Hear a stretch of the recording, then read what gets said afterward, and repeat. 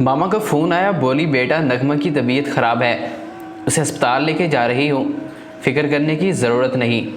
मैं इसके पास हूँ, इसकी अम्मी भी सीधी अस्पताल आ रही है। मैं कुछ कहना चाहता था लेकिन मामा शायद जल्दी में थी। मेरा जवाब सुनने बगैर ही फ़ोन बंद कर दिया। मेरी शादी मेरी पसंद से मेरी अपनी फैमिली के दूर के रिश्तेदारों में हुई थी। नगमा को मैंने अपने कज़न की शादी में देखा।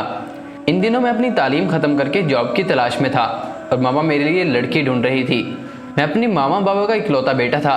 मैं एक बहुत महंगे इदारे का पढ़ा हुआ था। कामयाबियां हासिल करता हुआ यहाँ तक पहुँचा था। मामा के ख्यालात मेरे बारे में बहुत ऊंचे थे। बहुत हाई फाई घराने की आला तालीम याफ्ता लड़की जो कि बहुत खूबसूरत भी हो। लेकिन मैंने अपनी मामा के सारे ख्वाबों को तोड़ के रख दिया। जब मैंने नगमा का नाम मामा के सामने लिया, मामा ने कोशिश की कि मुझे बास रख सकें, लेकिन मैं भी जिद का पक्का था। आखिरकार मामा को जाके नगमा का हाथ मांगना पड़ा और बहुत जल्द नगमा मेरे घर में मेरी दुल्हन बन के आ गई। मेरे इन दिनों नई नई जॉब थी और मैं दूसरे शहर था। जब मैं जा रहा था तो मेरा दिल नगमा को छोड़ के जाने पर राज़ी नहीं था। इधर मामा बार बार मुझे हौसला दे रही थी कि आज थोड़ी मुश्किल देख लोगे तो आइंदा ज़िंदगी में इसका फल भी पाओगे। मैं इधर ही था जब नगमा ने मुझे हमारी पहली खुशी के बारे में बताया, लेकिन साथ ही मामा की भी कॉल आ गई। अब दौड़े दौड़े ना आ जाना, मैं और तुम्हारे बाबा हैं इसके पास। वैसे भी अभी इसे आराम की ज़रूरत है। पहले बच्चे की मर्तबा मेरे सिर्फ 2 चक्कर लगे, यहाँ तक कि अस्पताल का वक्त आ गया। मामा की वही बात कि हम हैं इसके पास, तुम फिक्र मत करो, मर्द बनो, अपने अंदर बुर्दबारी पैदा करो। और फिर मामा का फ़ोन आया। वह मुसलसल रो रही थी, बेटी आ गई है तुम्हारे घर। मेरी दुआएं सारी रायगा चली गई। मुझे समझ नहीं आ रही थी कि खुशी का इजहार करूं या गम का। बहरहाल जब घर पहुंचा तो मामा बाबा के उतरे हुए चेहरे देख के मैं इनके पास ही बैठ गया।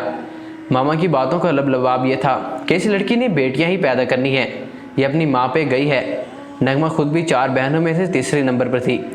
मैं कुछ दिन रुक के वापस जॉब पर आ गया। मेरी ट्रेनिंग ख़त्म हो चुकी थी, लेकिन मेरी पहली पोस्टिंग दूसरे शहर में ही हुई थी। नगमा मुझे बहुत मुरझाई हुई और चुपचाप नज़र आती थी। वो वैसे भी सब्र वाली खामोश फितर लड़की थी। अब फिर वो माँ बनने जा रही थी, लेकिन मेरे अंदर अगर कभी कोई जज्बा बेदार हुआ भी था तो मामा की बातों से। मैं तो फिर से सोच चुका था, मामा वही बात कहती रहती, मेरा तो एक ही बेटा, अल्लाह अब मुझे पोता दे दे। लेकिन ये तो अल्लाह के काम। जब रात को मामा की कॉल आई तो वो बहुत दुखी थी कि फिर से बेटी आ गई। अभी तो तुम्हारे खेलने के दिन थे, 2 बेटियों का बोझ मेरे मासूम बेटे पर आन पड़ा।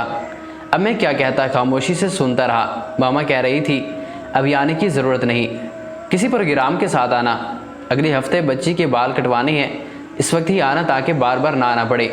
मेरे अंदर तो कभी कोई जज्बा, कोई मोहब्बत जागी ही नहीं थी। अगर कोई जज्बा था भी तो मामा की बातें सुन सुन के मैं सो चुका था। आज मैं घर जा रहा था। आज छोटी 21 दिनों की हो चुकी थी। जब मैं घर पहुंचा तो मामा नगमा और बड़ी बच्ची के साथ अस्पताल गई हुई थी। बड़ी बेटी स्नोबर की खांसी बहुत बढ़ चुकी थी, इसका चेकअप करवाना था। छोटी बेबी के साथ मासी घर पर थी।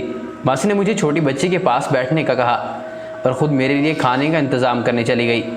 मैं थोड़ी देर खाली जहन बैठा रहा, फिर देखा तो गुलाबी कपड़ों में लिपटी हुई गुड़िया आंखें मूंदे पड़ी हुई थी। मुझे लगा इसका माथा और दहाना मेरे जैसा है। मुझे इस पर बेख्तियार प्यार आ गया। मैं उसको छूने लगा तो मामा की बातें जहन में गुंजने लगी। बेटियां बोझ ही तो होती हैं, बेटियां तो माँ की हमदर्द होती है। हमारे बेटे का साथी तो उसका बेटा होगा। मैंने हाथ खींच लिया और फिर से कुर्सी पर बैठ गया।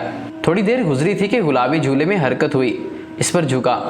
गुड़िया ने आंखें खोली थी। इसकी आंखें भी मेरे जैसे ही थी। वो खामोशी से मुझे देख रही थी। फिर एक जमाई ली।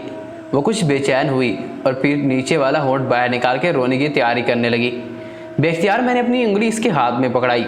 इसने अपनी नन्ही मुन्नी पूरी जान के साथ मेरी उंगली को पकड़ा और खींच के अपने मुंह में डाल लिया। चिस चिस की आवाज़ के साथ वो मेरी उंगली को चूसना शुरू हो गई। मेरे दिल की बर्फ़ जो नगमा के गरम गरम आंसू से पिघली, उसके खामोश शिकवों से पिघली, वह इस नन्ही वो गिरफ्त ने पिघला दी। बेख्तियार मैंने छोटी सी गुड़िया को उठा के सीने से लगा लिया। मेरी आंखों में आंसू बह रहे थे। गुड़िया मुझे माफ़ कर देना। मामा, स्नोबर और नगमा घर आ चुकी थी। मैंने मामा के सामने नगमा से कहा कि यार अपनी तैयारी कर लो, कल इंशाल्लाह हम निकल जाएंगे। छोटी छोटी बच्चियों के साथ मामा बाबा कब तक तुम्हारी ड्यूटियाँ देते रहेंगे। मामा ने कहा अभी तो कुछ ही दिन हुए हैं डिलीवरी को। लेकिन मैंने जवाब सोचा हुआ था, वही जो मामा मुझे अक्सर कहती थी, सारे ज़माने की औरतें बच्चे पैदा करती हैं, इसने कोई नया काम तो नहीं किया। बस मुझे सिर्फ ये दुख है कि स्नोबर के ये कीमती वक्त अब दोबारा तो नहीं आएगा, वो मैंने मिस कर दिया। लेकिन छोटी के इन खूबसूरत दिनों को मैं एंजॉय कर रहा हूँ। इसका नाम मैंने नवीद सहर रखा है। लोग मुझे कहते हैं कि ये क्या नाम है, कि सिर्फ मैं ही जानता हूँ कि नवीद सहर ही तो मेरी ज़िंदगी में नई सुबह की नवीद लाई है। मैं जो मम्मी डैडी का बच्चा था, इसने तो मुझे हौसला दिया कि मैं सबको बता सकूं कि इनका और इनकी माँ का कुफेल मैं हूँ। अगर मैं ही इन्हें तहफ़्फ़ुज़ नहीं दूंगा तो कौन इनके सर पे हाथ रखेगा, कौन इनका हाथ पकड़ेगा? दुनिया से लड़ना इन्हें कौन सिखाएगा? माँ बाप जैसा कोई नहीं होता, और बेटियाँ तो घर की रहमत होती है। इनके आते ही घर में रौनक हो जाती है और घर खिल उठता है। हमारे माशरे की ये गलत सोच होती है कि बेटी नहीं बेटा होना चाहिए, जबकि हकीकत में तो बेटियाँ ही अपने बाप के दुख दर्द में साथ खड़ी होती है।